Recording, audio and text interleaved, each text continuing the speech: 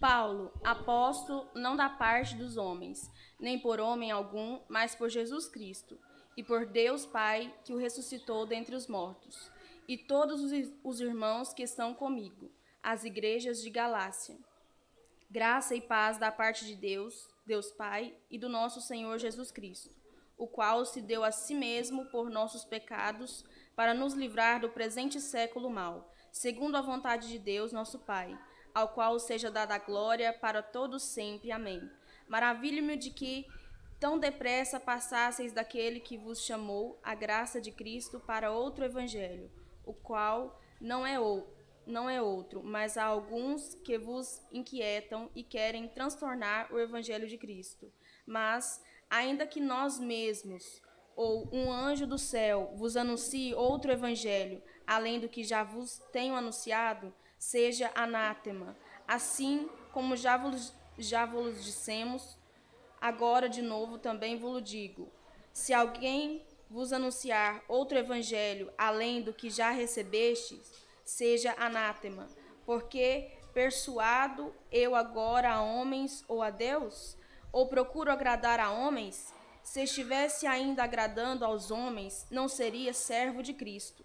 Mas faço-vos saber, irmãos, que o evangelho que por mim foi anunciado não é segundo os homens, porque não o recebi nem aprendi de homem algum, mas pela revelação de Jesus Cristo, porque já ouvistes qual foi antigamente a minha conduta no judaísmo, como sobremaneira perseguia a igreja de Deus e a assolava, e na minha nação excedia um judaísmo a muitos da minha idade, sendo extremamente zeloso nas tradições de meus pais.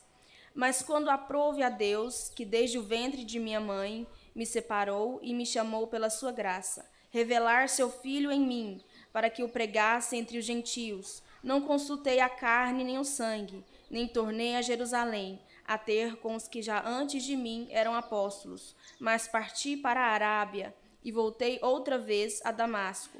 Depois, passados 3 anos, fui a Jerusalém para ver a Pedro, e fiquei com ele 15 dias. E não vi a nenhum outro dos apóstolos, senão a Tiago, irmão do Senhor.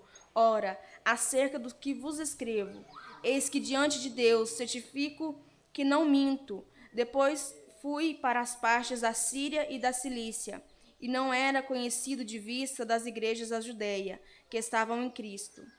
Mas somente tinham ouvido dizer: aquele que já nos perseguiu anuncia agora a fé que antes destruía, e glorificavam a Deus a respeito de mim. Depois, passados 14 anos, subi outra vez a Jerusalém com Barnabé, levando também comigo Tito.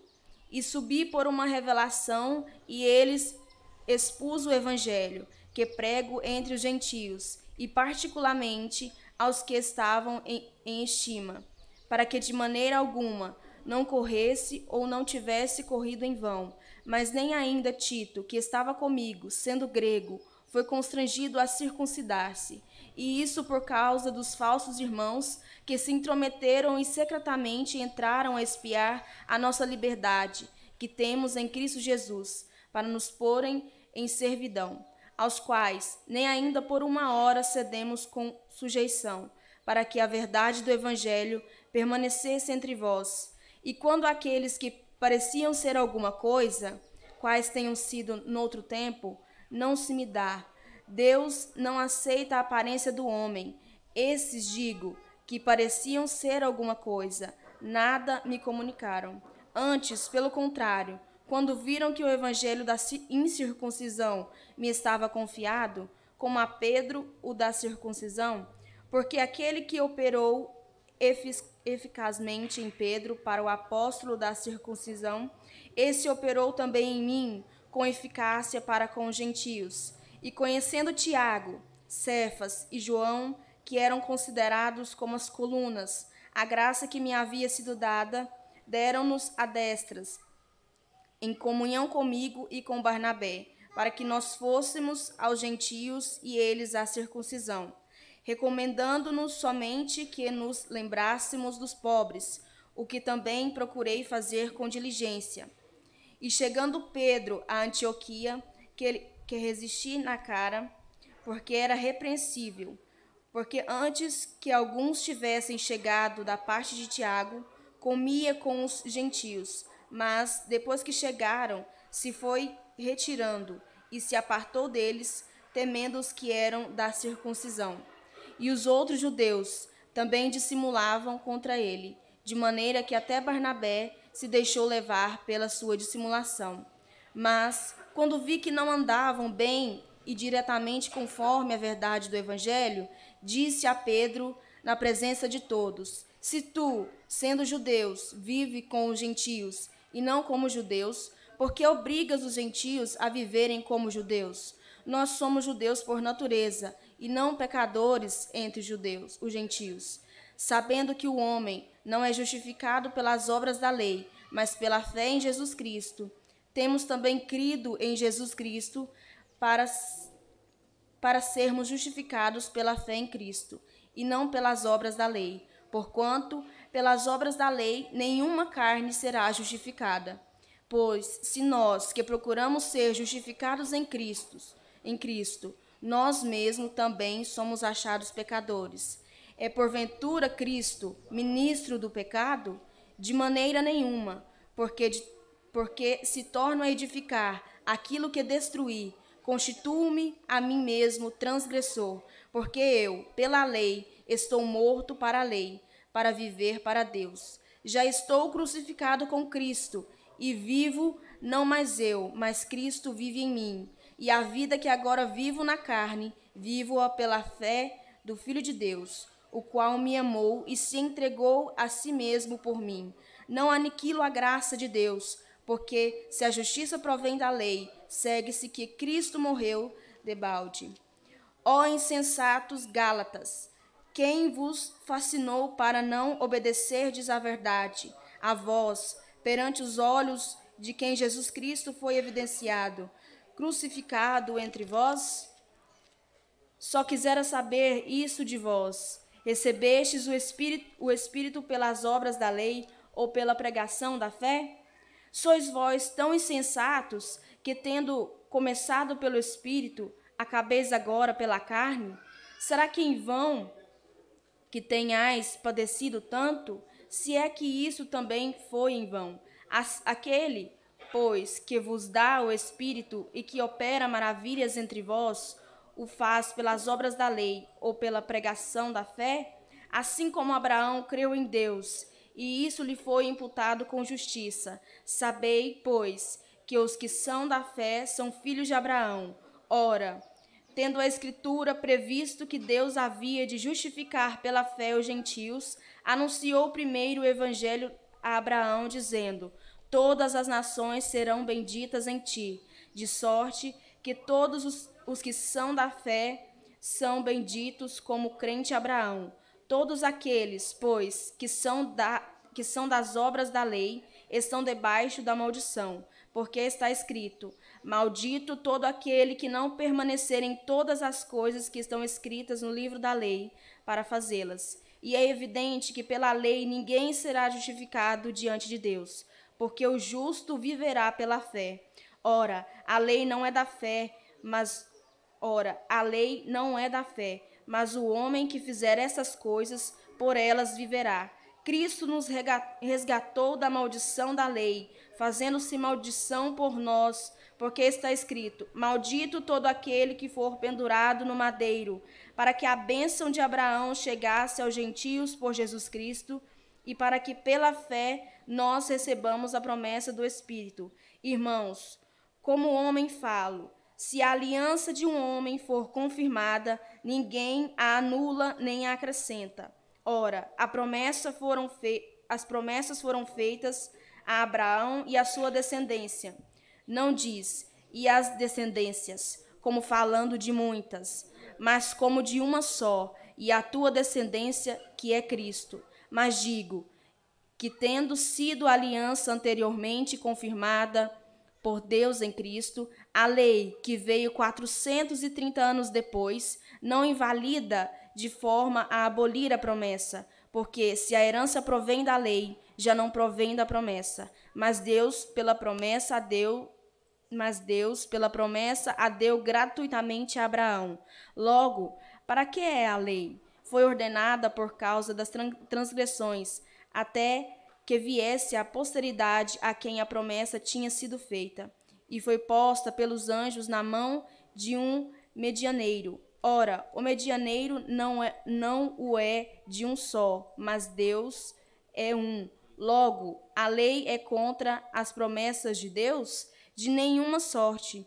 Porque se fosse dada uma lei que pudesse vivificar a justiça, na verdade teria sido pela lei. Mas a Escritura encerrou tudo debaixo do pecado, para que a promessa pela fé em Jesus Cristo fosse dada aos crentes. Mas antes que a fé viesse, estávamos guardados debaixo da lei e encerrados para aquela fé que havia de manifestar, de maneira que a lei nos serviu de aio para nos conduzir a Cristo, para que pela fé fôssemos justificados. Mas depois que veio a fé, já não estamos debaixo de aio, porque todos sois filhos de Deus pela fé em Cristo Jesus. Porque todos quanto fosseis batizados em Cristo, já vos revestistes de Cristo. Nisso não há judeu nem grego, não há servo nem livre, não há macho nem fêmea, porque todos vós sois um em Cristo Jesus.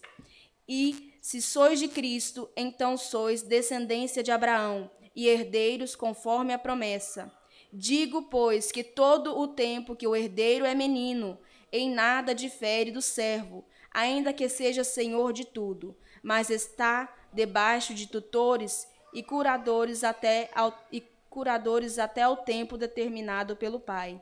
Assim também nós, quando éramos meninos, estávamos reduzidos à servidão debaixo dos primeiros rudimentos do mundo. Mas, vindo a plenitude dos tempos, Deus enviou o seu Filho, nascido de mulher, nascido sob a lei, para remir os que estavam debaixo da lei, a fim de recebermos a adoção de filhos. E porque sois filhos, Deus enviou aos vossos corações o Espírito de seu Filho, que clama, Abba, Pai. Assim, já não és mais servo, mas filho. E se és filho, és também herdeiro de Deus por Cristo. Mas quando não conhecieis a Deus, servíeis aos que, por natureza, não são deuses. Mas agora, conhecendo a Deus, ou antes, sendo conhecidos por Deus, como tornais outra vez a estes rudimentos fracos e pobres, aos quais de novo quereis servir? Guardais dias e meses e tempos e anos, receio de vós, que não haja trabalhado em vão para convosco. Irmão, rogo-vos que sejais como eu, porque também eu sou como vós. Nenhum mal fizestes. E vós sabeis que primeiro vos anunciei o evangelho, estando em fraqueza da carne. E não rejeitastes, nem desprezastes isto que era uma tentação da minha carne. Antes me recebestes como um anjo de Deus, como Jesus Cristo mesmo. Qual é, logo, a vossa bem-aventurança? Porque vos dou testemunho de que, se possível fora, arrancaríeis os vossos olhos e mos daríeis. Fiz-me acaso vosso inimigo, dizendo a verdade? Eles têm zelo por vós, não como convém, mas querem incluir-vos, para que vós tenhais zelos por eles. É bom ser zeloso, mas sempre do bem, e não somente quando estou presente convosco. Meus filhinhos, por quem de novo sinto as dores de parto, até que Cristo seja formado em vós. Eu bem quisera agora estar presente convosco e mudar a minha voz, porque estou perplexo a vosso respeito. Dizei-me, os que quereis estar debaixo da lei, não ouvis vós a lei? Porque está escrito que Abraão teve 2 filhos, um da escrava e outro da livre. Todavia, o que era da escrava nasceu segundo a carne, mas o que era da livre, por promessa. O que se entende por alegoria, porque Estas são as duas alianças, uma do monte Sinai, gerando filhos para a servidão, que é Agar. Ora, esta Agar é Sinai, o monte da Arábia, que corresponde a Jerusalém, que agora existe, pois é escrava com seus filhos. Mas a Jerusalém, que é de cima, é livre, a qual é mãe de todos nós, porque está escrito: alegra-te, estéril,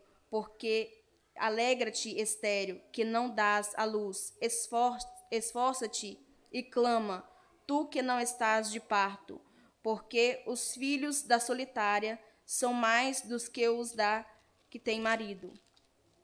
Mas nós, irmãos, somos chamados da promessa como Isaque, mas como então aquele que, gerado segundo a carne, perseguia o que era segundo o Espírito, assim é também agora.